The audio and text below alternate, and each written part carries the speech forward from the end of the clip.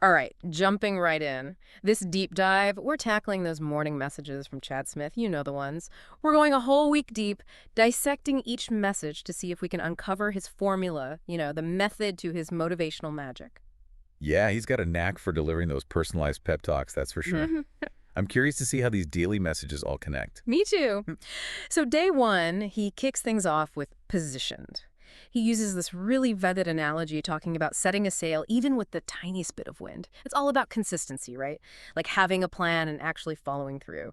It's like he's saying, even if you don't have that huge gust to propel you forward, a consistent breeze, if you harness it right, can take you pretty far. He uses that example, oh, what was it? Something about compound interest. Yeah, from Robert G. Allen, that finance guy. A dollar, just $1 at like, what was it, 3% interest over a lifetime? I think it was something like 75 grand. Yeah, 75 grand. Not bad, right. But here's the real mind blower. Let me guess. Bump up that interest rate? Got it. Yeah. Take that same dollar, same time frame, but crank the interest rate to 20%. That's when things get interesting. Okay, I'm intrigued. What's the damage? A billion with a B. Whoa, What? okay. Now, before everyone listening runs off to become a day trader, the real lesson here is about small actions but done consistently. Couldn't have said it better myself. This isn't just about becoming a millionaire. It's about applying that principle of consistency to, well, everything. Your career, your relationships, even that hobby you've been meaning to pick back up. Little by little, day by day, it all adds up. It's like building a house, right? One brick at a time. Exactly. And speaking of building, Chad doesn't shy away from the fact that sometimes things crumble. His message, failure isn't final. That one really got me thinking.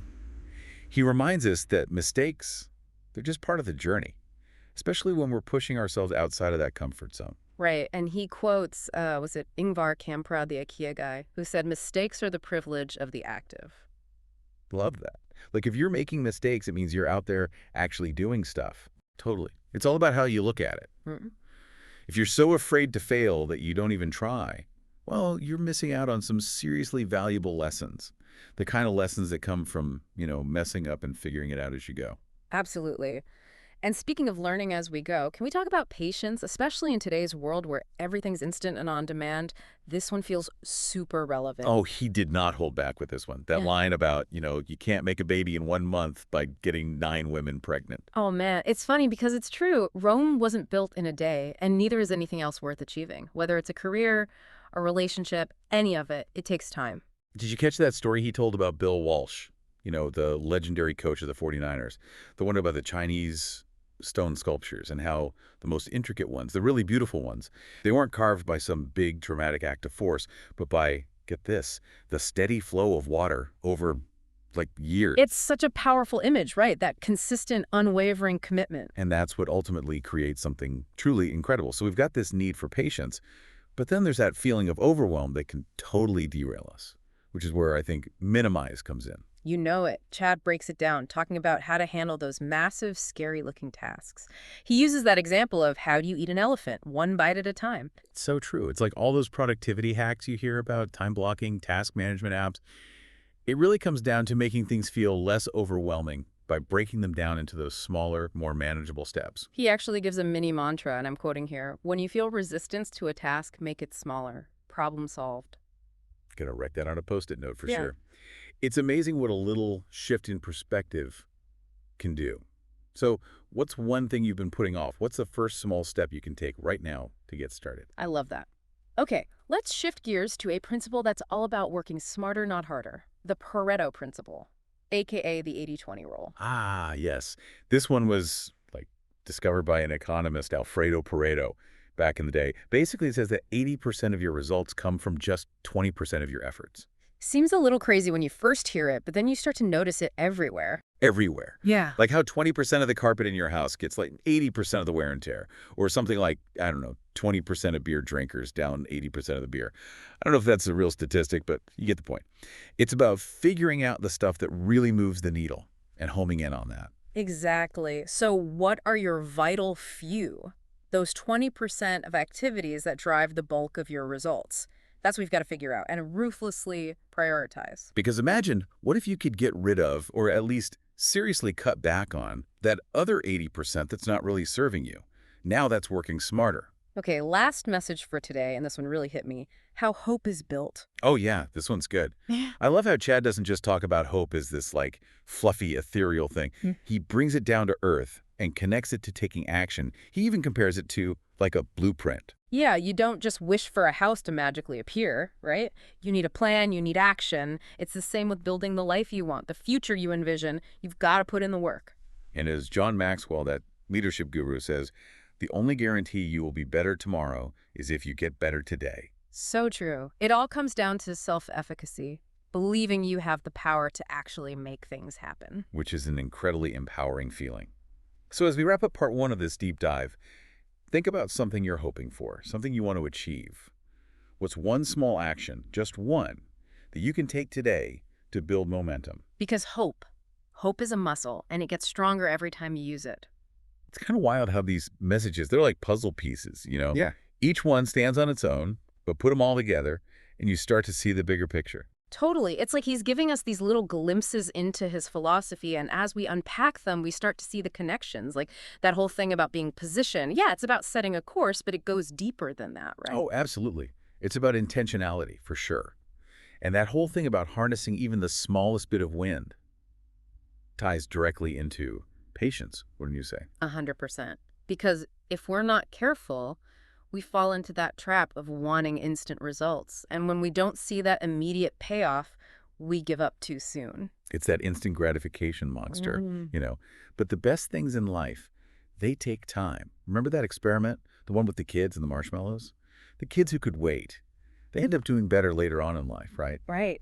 Patience, it's a muscle. The more you work it, the stronger it gets. Exactly. And that's what helps you weather the storms. Because let's be real, there will be storms. Which, speaking of, brings us to that whole idea of failure not being the end. Right? Totally. I love how Chad reframes failure. Like it's not something to be avoided at all costs. It's almost a badge of honor, right? Like you were in the arena. It's like that IKEA founder said, what was it? Mistakes are the privilege of the active. Ah, So good. Because you're not making mistakes, you're probably not pushing yourself hard enough. right. And sometimes those mistakes, those setbacks, they feel so big because the task ahead feels so daunting. And that's where minimize comes in clutch. Oh, for sure. Remember that analogy he used about eating an elephant? One bite at a time. It's brilliant. Because it's true for pretty much any goal, right? Break it down into those smaller, more manageable pieces. And suddenly it doesn't seem so impossible. Right. And that's where things like time blocking and like those to-do list apps, they can be so helpful. They help you break things down, stay organized. And minimize that feeling of being totally overwhelmed, which, let's be honest, is the enemy of productivity. And speaking of productivity, that Pareto principle, that's a game changer. The 80-20 rule. Yeah.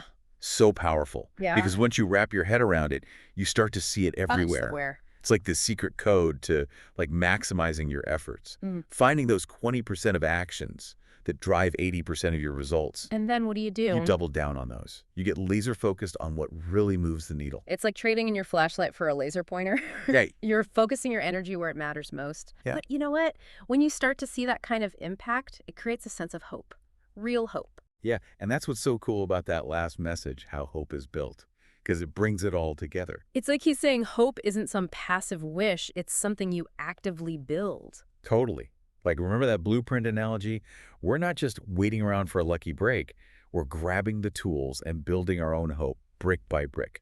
And that, I think, is what makes these messages so powerful. Because it puts us in the driver's seat, right? Oh. It's empowering. 100%. We get to decide, even when it feels like the wind's died down, even when all we have is that single dollar, we still have the power to choose our direction. And trust that those small, consistent actions, they can add up to something amazing. Exactly. It's like compound interest for your life, right? But, and I think this is important, even with the best intentions, we're going to hit those rough patches. Oh, absolutely. Life throws curveballs. That's a given. But that's where that whole failure isn't final message comes in. It's a good reminder that setbacks, they're not the enemy. It's all about how we choose to respond. Exactly. Do we let those setbacks derail us? Or do we use them as fuel to learn, to grow, to come back even stronger? It's like, what's that saying? Fall 7 times, stand up 8. Love that. And you know what helps us get back up? Patience. Remembering that good things take time. Right. Like those Chinese sculptures shaped slowly over time. It's about trusting the process. Even when we don't see those instant Instagram-worthy results. And when we do that, we show up consistently. When we focus on those vital few actions that really make a difference, that's when that real deep down hope starts to solidify. And it's not just hope, it's that belief in ourselves and our ability to make things happen. Self-efficacy, that's the magic ingredient. And it all circles back to those morning messages, those little nuggets of wisdom that Chad throws our way. They're more than just motivation. They're like a roadmap to living a more intentional, fulfilling life. Couldn't have said it better myself. So as we wrap up this deep dive, what really stuck with you? What resonated? Was there a particular message that sparked an idea or maybe made you rethink something? Whatever it is, hold on to that. Because that's your starting point. That's the spark. Go out there and make it happen. One small step at a time. Until next time, keep learning, keep growing, and keep diving deep.